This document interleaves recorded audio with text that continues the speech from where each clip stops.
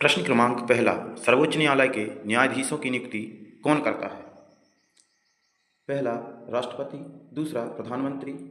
तीसरा, राष्ट्रपति एवं सर्वोच्च न्यायालय के मुख्य न्यायाधीश। चौथा, इनमें से कोई नहीं। आपका राइट आंसर होगा इनमें से कोई नहीं।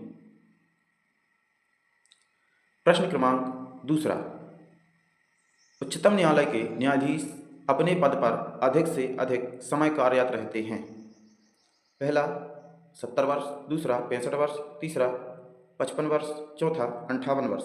आपका राइट आंसर होगा 65 वर्ष।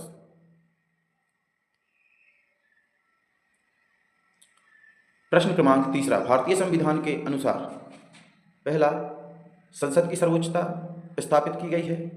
दूसरा, न्यायपालिका की सर्वोच्चता स्थापित की गई है। तीसरा, प्रधानमंत्री की सर्वोच्चता स्थापित की गई है।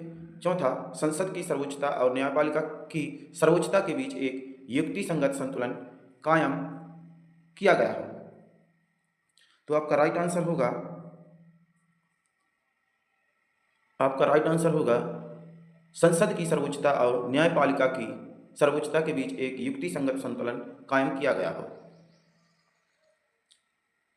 प्रश्न क्रमांक चौथा, इस समय सर्वोच्च न्यायालय में मुख्य न्यायाधीश के अतिरिक्त अन्य न्यायाधीश की संख्या है। पहला, 13।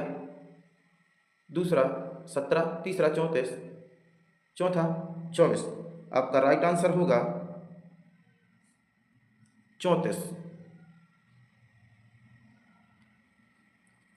प्रश्न क्रमांक पांचवा, भारतीय संविधान के संरक्षण की भूमिका निहित है। पहला, लोकसभा में। दूसरा, संवैधानिक उपचारों में। तीसरा, सर्वोच्च न्यायालय में। चौथा, मौलिक अधिकारों में। आपका राइट आंसर होगा सर्वोच्च न्यायालय में। प्रश्न क्रमांक छठवा, राज्य के उच्च न्यायालय के न्यायाधीशों का कार्यकाल कितना है? पहला, 60 वर्ष। दूसरा, 62 वर्ष। तीसरा, 65 वर्ष। चौथा, 58 वर्ष। आपका राइट आंसर होगा 62 वर्ष।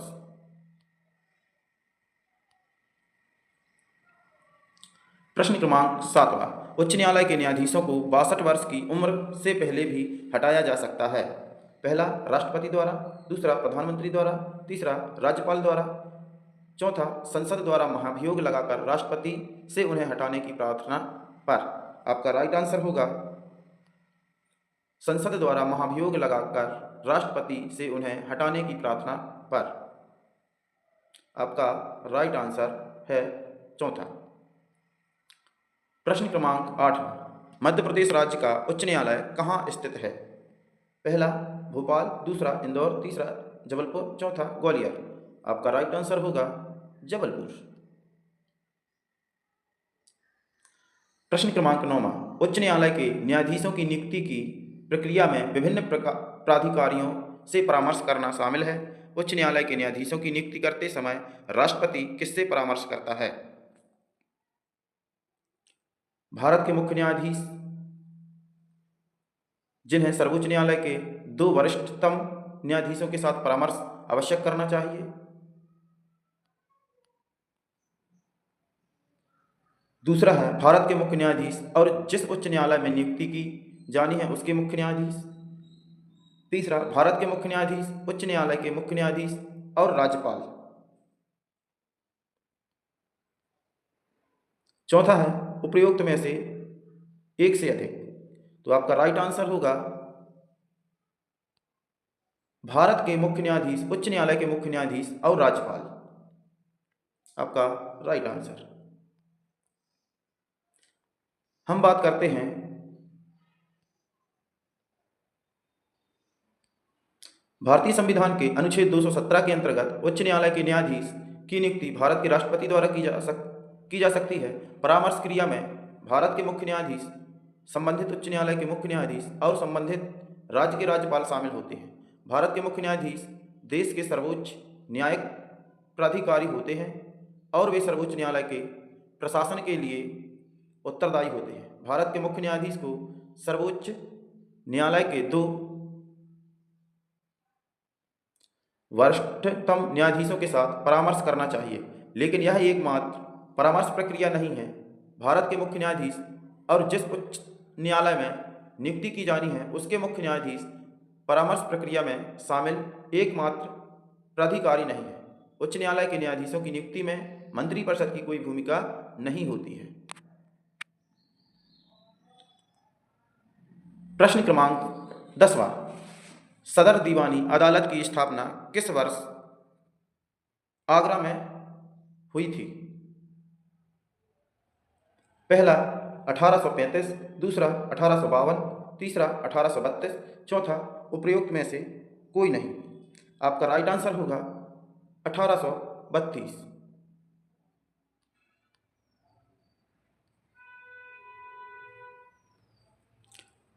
हम बात करते हैं सदर दीवानी।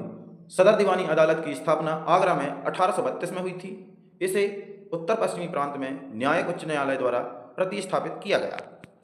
इसकी स्थापना 17 मार्च 1866 में हुई थी। उच्च न्यायालय को वर्ष 1869 में इलाहाबाद स्थानांतरित कर दिया गया था। अब भवन आगरा में जिला न्यायाधीश के न्यायालय के रूप में कार्यरत है। सदर दीवानी अदालत सबसे पहले कोलकाता में वर्ष 1772 में स्थापित किया गया था। इसकी स्थापना वारेन हेस्टिंग ने की थी। इसका कार्य नीचे के सभी दीवानी उच्च न्यायालय द्वारा किए गए मुकदमों के निर्णयों की अपील पर विचार करना था। इसकी अध्यक्षता बंगाल परिषद के अध्यक्ष ने की और इनमें 2 अन्य परिषद सदस्य शामिल हुए। प्रश्न क्रमांक 11, मध्य प्रदेश उच्च न्यायालय में न्यायाधीशों की स्वीकृति संख्या क्या है? पहला कि हम बात करते हैं तो 50, दूसरा 51, तीसरा 52, तीसरा 53। आपका राइट आंसर होगा 53।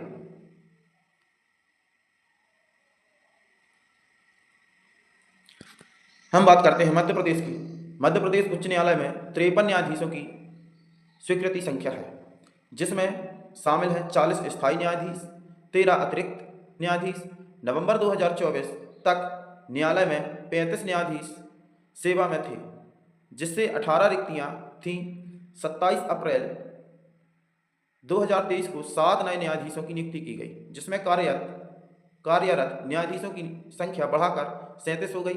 नियुक्तियों के बावजूद उच्च न्यायालय अपनी स्वीकृति क्षमता से कम काम कर रहा है, जिससे बढ़ते कार्यभार को संभालने में इसकी दक्षता प्रभावित हो रही है।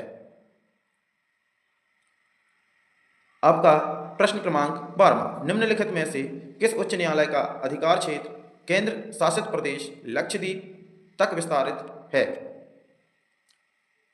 पहला केरल, दूसरा तमिलनाडु, तीसरा बॉम्बे, चौथा दिल्ली। आपका राइट आंसर होगा केरल। हम बात करते हैं केरल। केरल के उच्च न्यायालय का लक्षद्वीप पर अधिकार क्षेत्र है। एक सत्र न्यायालय इंड्रोथ में स्थित है और इसके पास कवरत्ती द्वीप, इंड्रोथ, मिनिकॉय और कल्पेनी का अधिकार क्षेत्र है। एक अन्य सत्र न्यायालय आमिनी में स्थित है और इसका आमिनी, आगती, कदमत, किल्लतान, चेतलत और बिट्रा के द्वीपों पर अधिकार क्षेत्र है। विचाराधीन न्यायालयों के लिए ये अदालतें अक्सर प्रथम श्रेणी के न्यायिक मजिस्ट्रेट के न्यायालयों के रूप में कार्य करती हैं। मुख्य न्यायिक मजिस्ट्रेट का प्रभार एड्रोथ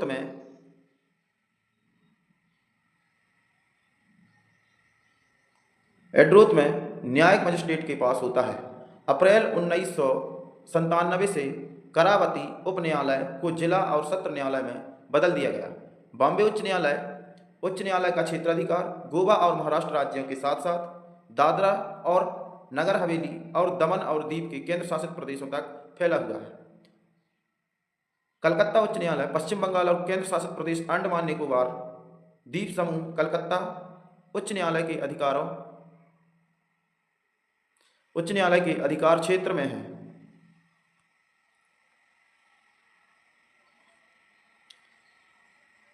मद्रास उच्च न्यायालय तमिलनाडु और केंद्र शासित प्रदेश पांडुचेरी उस उच्च न्यायालय के अधिकार क्षेत्र में है। गुवाहाटी गुवाहाटी उच्च न्यायालय असम, अरुणाचल प्रदेश, मिजोरम और नागालैंड, ये 4 राज्य हैं जो इस उच्च न्यायालय के अधिकार क्षेत्र में आते हैं। केरल उच्च न्यायालय, केरल और लक्षद्वीप केंद्र शासित प्रदेश इस उच्च न्यायालय के अधिकार क्षेत्र में है। पंजाब और हरियाणा उच्च न्यायालय, पंजाब और हरियाणा, साथ ही केंद्र शासित प्रदेश चंडीगढ़ इस उच्च न्यायालय के अधिकार क्षेत्र में है। गठन 1 नवंबर 1956। अगर हम राजधानी की बात करते हैं तो कावरती सरकार, प्रशासक प्रफुल्ल खुड़ा और सांसद की अगर हम बात करते हैं तो मोहम्मद फैजल पीपी। हम बात करते हैं प्रश्न क्रमांक 13। निम्नलिखित में से कौन भारत का सबसे पुराना उच्च न्यायालय है? पहला बंबई उच्च न्यायालय, दूसरा मद्रास उच्च न्यायालय, तीसरा कलकत्ता उच्च न्यायालय, चौथा आंध्र प्रदेश उच्च न्यायालय। तो हमारा राइट आंसर होगा तीसरा, कलकत्ता उच्च न्यायालय।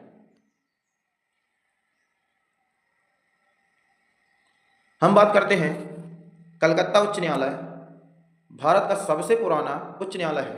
इसकी स्थापना 1862 में हुई थी। उसी वर्ष बॉम्बे और मद्रास उच्च न्यायालय की स्थापना की गई।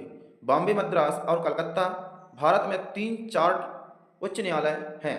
वर्तमान में सितंबर 2020 तक भारत में 25 उच्च न्यायालय हैं। तेलंगाना और आंध्र प्रदेश उच्च न्यायालय भारत के नवगठित उच्च न्यायालय हैं, जिसका गठन 2019 में किया गया था। वार्ष्ण पीकॉक कलकत्ता उच्च न्यायालय के पहले मुख्य न्यायाधीश थे, जिन्होंने 1 जुलाई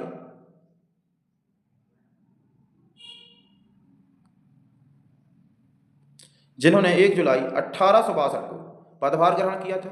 sir Matthew Richard Sose Bombay high court के पहले मुख्य न्यायाधीश थे। तो जो हमारे पहले मुख्य न्यायाधीश थे वे थे सर मैथ्यू रिचर्ड सोसे। प्रश्न क्रमांक 14। निम्नलिखित में से कौन उच्च न्यायालय के न्यायाधीशों को पद की शपथ दिलाता है? पहला राज्य के राज्यपाल, दूसरा राष्ट्रपति, तीसरा भारत के मुख्य न्यायाधीश, चौथा उपराष्ट्रपति। आपका राइट आंसर होगा राज्य के राज्यपाल। राज्य के राज्यपाल उच्च न्यायालय के न्यायाधीश पद की शपथ दिलाते हैं। राज्यपाल का कार्यकाल उसके पद ग्रहण करने की तारीख से 5 वर्ष का होता है। हालांकि उनका 5 साल का कार्यकाल राष्ट्रपति की इच्छा पर निर्भर करता है। उसकी शपथ संबंधित उच्च न्यायालय के मुख्य न्यायाधीश और उनकी अनुपस्थिति में उस न्यायालय के वरिष्ठतम न्यायाधीश द्वारा दिलाई जाती है। 1956 के 7वें संविधान संशोधन अधिनियम ने 2 या 2 से अधिक राज्यों के राज्यपाल के रूप में एक ही व्यक्ति की नियुक्ति की सुविधा प्रदान की। राज्यपाल के रूप में किसी व्यक्ति की नियुक्ति के लिए संविधान 2 योग्यता निर्धारित करता है। उसे भारत का नागरिक होना चाहिए, उसे 35 वर्ष की आयु पूरी करनी चाहिए, राज्यपाल राज्य के विश्वविद्यालयों के कुलाधिपति के रूप में कार्य करता है और राज्य के विश्वविद्यालयों के कुलपति की नियुक्ति भी करता है। वह उच्च न्यायालय के न्यायाधीश को शपथ दिलाते हैं। उच्च न्यायालय के एक न्यायाधीश की नियुक्ति भारत के राष्ट्रपति द्वारा भारत के मुख्य न्यायाधीश और राज्य के राज्यपाल के परामर्श से की जाती है। उच्च न्यायालय के न्यायाधीशों को राष्ट्रपति के आदेश से हटाया जा सकता है। हम बात करते हैं प्रश्न क्रमांक 15। अनुच्छेद 226 के तहत उच्च न्यायालय के पास किससे संबंधित प्रवर्तन हेतु अधिकार क्षेत्र हैं? पहला की बात करते हैं तो नागरिक अधिकार, दूसरा स्वीकृति अधिकार, तीसरा मौलिक अधिकार और चौथा है बाल अधिकार।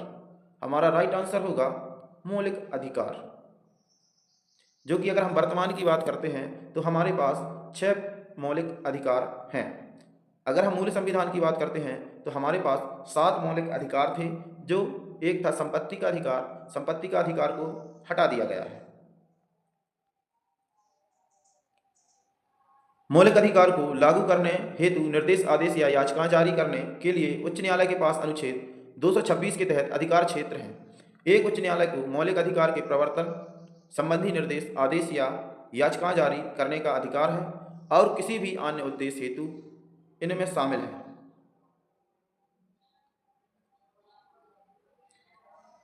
पहला बंदी प्रत्यक्षीकरण, दूसरा परमादेश, तीसरा प्रतिषेध, चौथा अधिकार पक्ष और एक और है उत्प्रेषण लेख।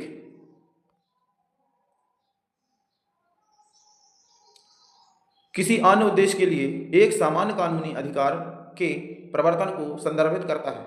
उच्च न्यायालय किसी भी व्यक्ति, प्राधिकरण और सरकार को न केवल अपने क्षेत्रीय अधिकार क्षेत्र के अंतर्गत बल्कि अपने क्षेत्रीय अधिकार क्षेत्र के बाहर भी याचिका जारी कर सकता है यदि कार्यवाही का कारण उसके क्षेत्रीय अधिकार क्षेत्र में उत्पन्न होता है।